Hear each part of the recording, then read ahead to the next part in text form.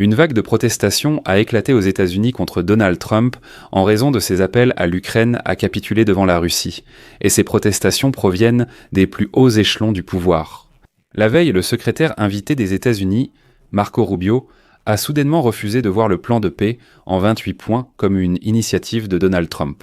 Il a déclaré que le président n'aurait prétendument aucun rapport avec ce plan. De plus, aujourd'hui, un groupe de républicains et de démocrates au Congrès a publiquement déclaré qu'après avoir parlé avec Marco Rubio, le Congrès pourrait annoncer publiquement que le plan de paix a été rédigé à Moscou et simplement transmis à Washington.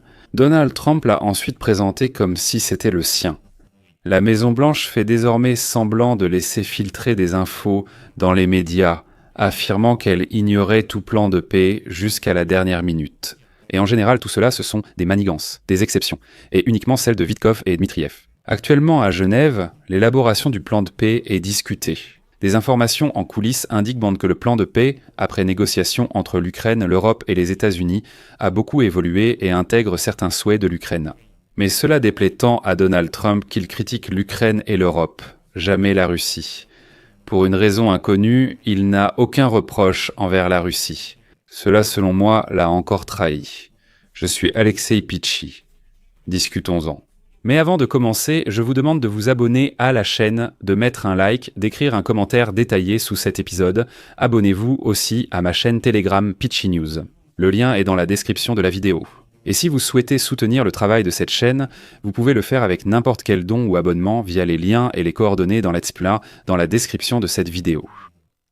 Alors aujourd'hui, Donald Trump s'est soudainement attaqué aux participants de la réunion à Genève, c'est-à-dire à l'Ukraine et à l'Europe, en les critiquant. Et ensuite, voici sa citation. La direction ukrainienne, d'ailleurs il met le mot « direction » entre guillemets, tout comme les Russes, n'a exprimé aucune gratitude pour les efforts américains, et l'Europe continue d'acheter du pétrole à la Russie. Trump a aussi souligné que la guerre en Ukraine, héritée de l'administration précédente, a déjà coûté des millions de vies. Le chef de la Maison-Blanche a précisé que les États-Unis vendent toujours beaucoup d'armes à l'OTAN pour l'Ukraine. C'était une citation.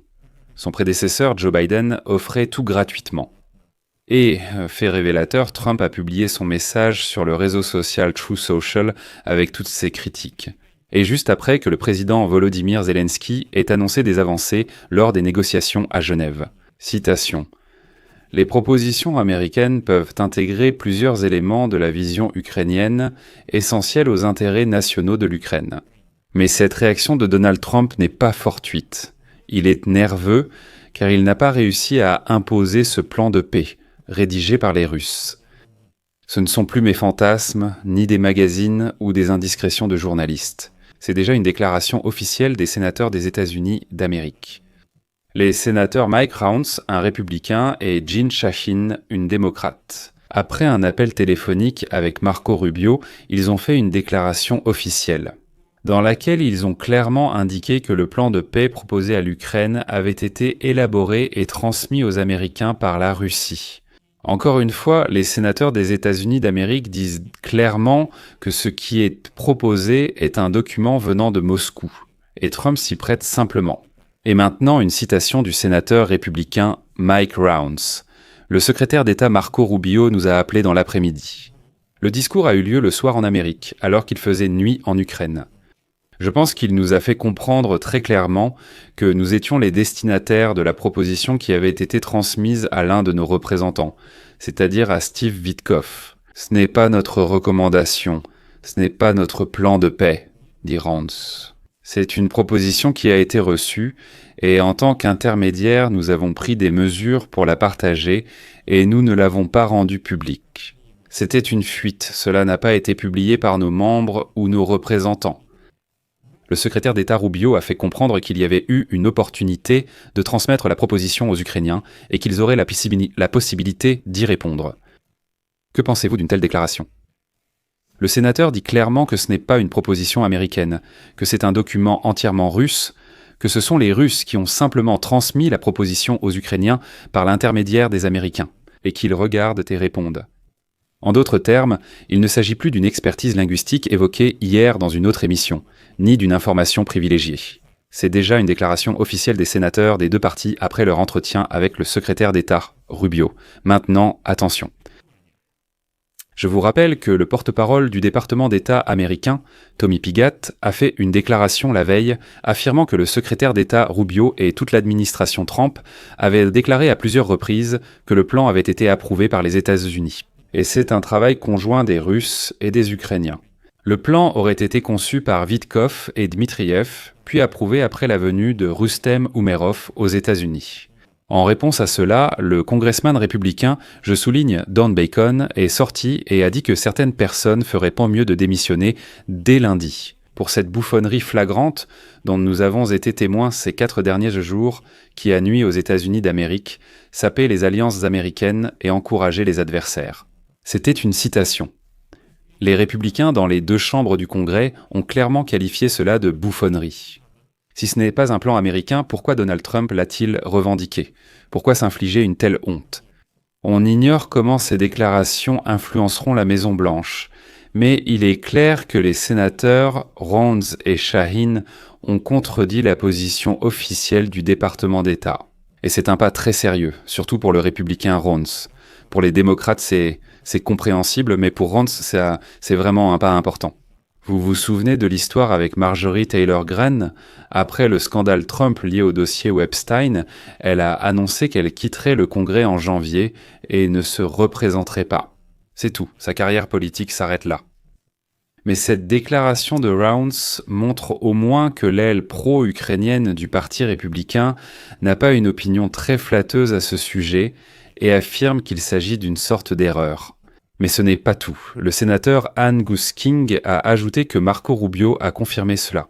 La proposition de paix sur l'Ukraine en 28 points, qui prévoit le retrait des forces armées ukrainiennes de la région de Donetsk et la consolidation du statut non nucléaire de l'Ukraine, n'est rien d'autre que des souhaits de la stratégie russe, rien de plus. Au final, toutes ces déclarations ont finalement forcé Marco Rubio à avouer lui-même. Plus tard, il écrit sur le réseau social IKS que un nouveau plan a été élaboré par les États-Unis sur la base des propositions de Moscou, ainsi que des souhaits précédents et actuels de l'Ukraine, et il laissé proposer comme base solide pour les négociations en cours. Mais il a tout de même souligné qu'il serait erroné d'appeler ce plan le plan de paix de Trump. Notre analyse linguistique, évoquée précédemment, confirme aussi indirectement que le plan des États-Unis est en grande partie une initiative russe. La version anglaise du projet d'accord est truffée de formulations maladroites. Et ici, je voudrais vous inviter à vous abonner absolument à ma chaîne Telegram Peachy News. Parce que rien qu'hier, j'y ai écrit que la Maison-Blanche avait commencé à battre en retraite et à déclarer que le plan, en fait, n'était pas le leur. C'est juste une erreur. Il y a encore 24 heures, j'ai écrit à ce sujet sur la chaîne Telegram. Hier encore, j'ai publié ce post, je cite « Le plan de paix n'a été élaboré que par Vitkov et le négociateur de Poutine, Dmitriev, et l'administration Trump n'en connaissait pas les détails jusqu'à la dernière minute. Bloomberg en a parlé la veille. » En tant que journaliste expérimenté, je dirais que ce type de fuite, du genre « Oh, nous ne savions pas, c'était juste Vitkov », sont précisément celles-ci. C'est une sorte de préparation du terrain médiatique avant un changement brusque de rhétorique. C'est en fait une préparation du champ d'information à travers les journalistes. Et c'est un bon signe. Lisez attentivement. Notez les messages actuellement diffusés dans les médias de la Maison-Blanche via ces fuites. D'après Bloomberg, les principaux responsables, dont le secrétaire d'État Marco Rubio, n'ont été informés des détails du processus qu'à la toute fin.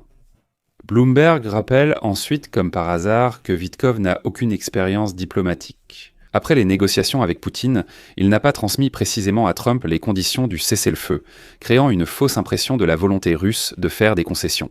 Ensuite, il y a eu la rencontre en Alaska sans résultat. Bloomberg ajoute « Et si cette fois, c'était pareil ?» Eh bien, c'est juste que Vitkov a mal transmis quelque chose à Trump, ils ont simplement mal compris.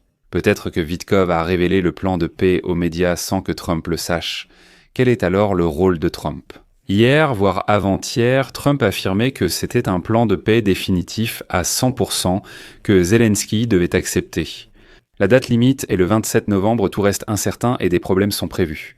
Et aujourd'hui, Trump dit déjà que non, ce n'est pas un plan définitif et qu'il faut encore travailler dessus. Qu'est-ce que j'en pense ? Alors que l'Ukraine et l'Europe étaient sous le choc, la Maison-Blanche espérait imposer de force le plus possible ce plan de paix. Et quand Volodymyr Zelensky a-t-il laissé entendre qu'il ne signerait pas en silence? Quand les dirigeants du trio nucléaire européen, c'est-à-dire la France, l'Allemagne et le Royaume-Uni, ont rapidement compris, ont lancé un sommet à Johannesburg, ont invité tous les dirigeants du G7 et ont déclaré que le plan était nul. Même le parti républicain s'est indigné et la discorde s'est répandue. À la Maison-Blanche, ils ont fait semblant que tout venait de Witkow et que Trump n'était pas impliqué. Qui est Witkow? C'est le représentant spécial temporaire, son mandat finit en janvier. Donc, qui dit que c'est un plan définitif? Non, nous allons encore y travailler. Oui, c'est encore Witkow, il a tout embrouillé. Vous savez, il s'est déjà trompé la dernière fois, cette fois aussi. Ah, ce Witkow. Donc, je pense que c'est ce genre de rhétorique. Eh bien, en quelque sorte, Trump et son équipe ont sauvé la face, ils n'ont abandonné aucune position et ont simplement tout mis sur le dos de Witkow. Donc les amis, je vais mettre des points de suspension ici. Donnez votre avis, écrivez vos conclusions dans les commentaires sous cette vidéo, abonnez-vous à la chaîne, activez la cloche et n'oubliez pas de mettre un like. C'est tout pour aujourd'hui, prenez soin de vous, à bientôt à tous.